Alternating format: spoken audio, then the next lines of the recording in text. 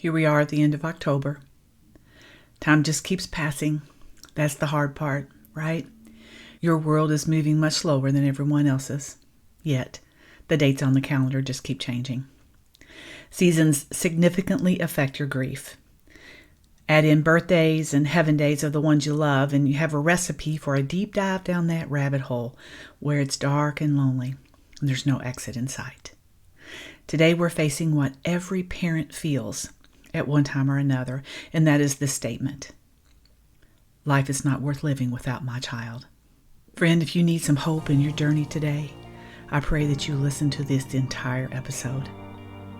If you want to know the most important step to reaching a place where you can see and feel that your life is still worth living, then today's episode is just for you, and I cannot wait to share it with you. Are you lost in the chaos of grief, struggling to find your way in the darkness?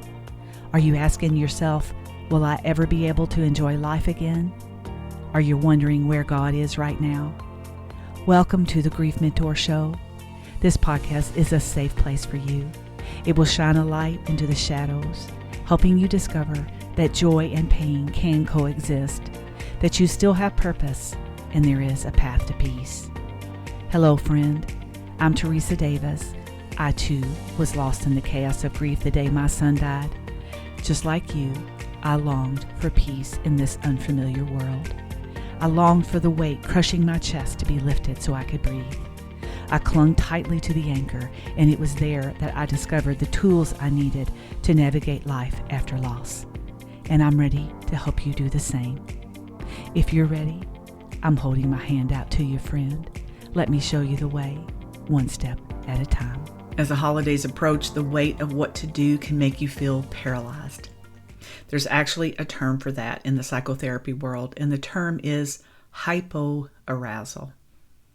What it means is that when we're faced with triggers that are too much to manage, the body shuts down. The pressure mounts as those around you start to ask questions like, how are you going to honor your child this year? What are you doing for the holidays?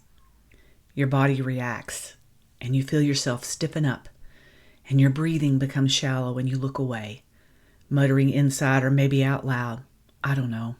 You desperately want to change the subject.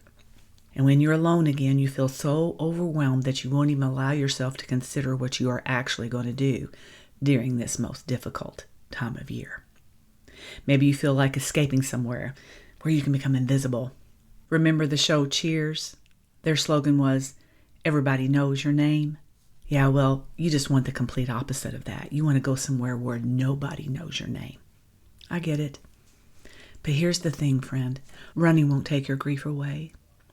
It'll be right there waiting on you when you get there. It might feel good for a bit because of the distraction of a new surrounding, but as soon as that new surrounding wears off, your grief is going to be front and center. So what's the solution? The solution is to discover what it is you can control and then work toward controlling that. Making a plan removes the overwhelm. It'll give you the confidence you need to face these hard days. The opposite of that, the plan not to plan but become invisible, leads to isolation, and that is not the answer, friend. What does life look like when you feel like you've been pushed into a corner? It looks hopeless, and defeat is hopelessness' best friend. That's why I've offered you the opportunity to spend some time with me at a discounted rate.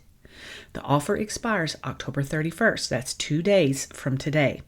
Currently, I have 3 sessions offered inside of a bundle price for you to take advantage of. You won't find this on my website because it's not offered there. Okay, you're only going to find it in your email if you're a Grief Mentor Insider. And if you're not, I encourage you to become a Grief Mentor Insider because that is where I share all of my resources first because they are my priority. You'll find this in the show notes as well. That's the only 2 places you're going to find this offer. Now, I've added extra appointments throughout November, and when those fill up, I'll add some more throughout December. This is about you, friend. Let me help you face these hard days with confidence instead of despair. Part of the reason the holidays are so difficult is because it confirms what you already feel, and that is the topic of today's lesson. Life is not worth living without your child. Do you know what it takes to decide that life is still worth living after your child dies? That's what I'm going to teach you today, friend. Let's take a few minutes and let's talk about the human condition. We as human beings, we live life day to day, processing what comes into our life by what we see, hear, feel, and experience. We're made in God's image, therefore we are endowed with emotions. Yes, God has emotions. He lavishly loves us. You can't experience love without experiencing emotion. He has a wrath that will make all things right in His timing. He experiences grief when His son died. And we're told in Genesis 6:6 that He was grieved in His heart because of all the evil that was happening in Noah's day. That's a little glimpse into the heart of God for you today. But because we're human and we're not God, we are heavily swayed by what is right in front of us. Don't believe me? Just think about all the marketing that we have today. We're told, buy now, don't wait. Everything is marketed toward us for instant gratification. So what does that have to do with you deciding that life is still worth living after the death of your child? My point is, friend, our natural focus as humans is in the here and now. Anything we can't see doesn't feel real. Do you think God is a dreamer? Do you think He dreamed of what life would be like when He created man? He created us because He wanted a relationship with us. In my heart, I believe that God is a dreamer. Maybe not the way we interpret being a dreamer, but I have a quote on a sticky note at the bottom of my computer by Einstein, and this is what it says. Imagination is the preview to life's coming attractions. Friend, the way you reach a place of deciding that life is still worth living is to give up your control for God's peace. I want you to write that down and stick it on your desk or your computer or in your car, somewhere where you can see it often. You might ask, well, what does that look like, Teresa, to give up my control for God's peace? Okay, listen closely. Because we have only experienced earth, we believe that that's the best life has to offer. That's why we have so much marketing in our life today to help us live longer, because that's the goal, right? Live as long as you can. Death takes us from the only place we have ever known. Therefore, we view death as the worst thing that can happen to us or someone we love. There's a mindset shift that happens when you begin to see death the way God sees death. Remember Paul? He was Saul, the persecutor of Christians, before he was Paul. He wrote 13 books of the New Testament, and some scholars say that it's more like 14. And this is what he had to say about living on planet Earth. For I fully expect and hope that I will never be ashamed, but that I will continue to be bold for Christ, as I have in the past. And I trust that my life will bring honor to Christ whether I live or die. For to me, living means living for Christ, and dying is even better. But if I live, I can do more fruitful works for Christ. So I really don't know which is better. I'm torn between two desires. I long to go and to be with Christ, which is far better for me. But for your sake, it is better that I continue to live. Knowing this, I am convinced that I will remain alive so that I can continue to help you grow and experience the joy of your faith. Philippians 1:20-25. Now hear me out. The death of your child is unnatural. You never expected to have to learn to live in this life without one of your children. And the way your child died significantly impacts how you view your life without them. I get that. But believing your life is still worth living after the death of your child starts with you letting go of your control, your expectations of what you planned your life to look like, and surrender it back to God. That's when life becomes possible again, friend.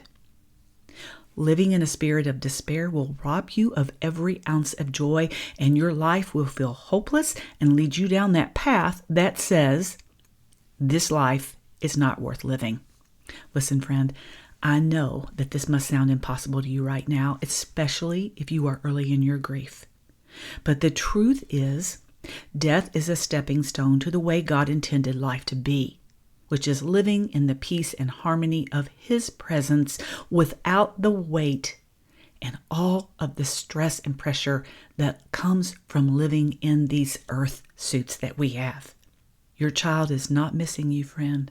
I'm sorry if that doesn't feel good to you when I say that, but because they are at complete peace in the presence of God, they have no needs. All of their needs are being met in a way that you and I cannot ever imagine. And if you're wondering if your child's in heaven, go back and listen to the Heaven series that I did. It'll change your life. If there's anyone that can speak with authority about heaven, it's Paul, because God gave him a glimpse. And you can read about it in 2 Corinthians. Yesterday, in our small group time in the Grief Roadmap, one of my students shared a near-death experience of one of her family members that recently faced death. It had a huge impact on every one of us who heard her story, and it gave us all hope. For what is unseen is truly there. Friend, what we have right now, what is right in front of us, is nothing compared to what your children are experiencing. 1 Corinthians 2:9 says, "No eye has seen, no ear has heard, no mind has imagined what God has prepared for those who love Him." There's that word imagined again. Our God is a dreamer, and He longs to spend eternity with you and your child, and He's counting the days. He is the only one who knows when that time will be, when Jesus will return to take us all home. So, friend, do you want to experience the joy of your salvation? Then start viewing the life that your child is living the way God intended it to be. And you, friend, it is your responsibility to embrace the life that you still have here on this earth and do what Paul encourages us to do. He said, "I am convinced that I will remain alive so that I can continue to help all of you grow and experience the joy of your faith." Your job on earth is not done, friend. All of your days are written in His book before one of them came to be. That means until it is His time for you to come home, you have a purpose that has been instilled in you before the foundations of the world were laid. Deciding that your life is still worth living begins when you decide that you will surrender what could have been for what is and look forward to what will be. And that is spending eternity with your child. Need some help getting there? That is why He has put me in front of you right now on this path, friend. There's no accident that you Googled me and you were drawn to me. That was the Holy Spirit. Listen, I didn't choose the life that I'm living right now.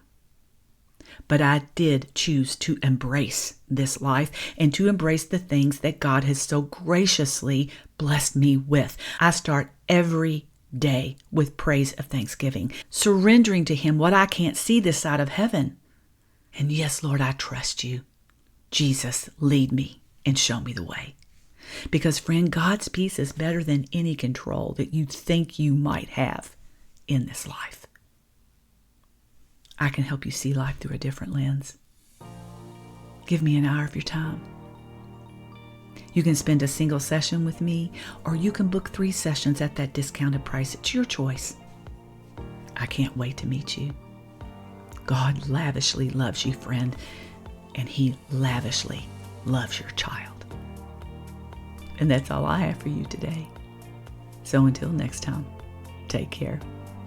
Did today's episode touch your heart? I pray that it did. Did you walk away a little lighter?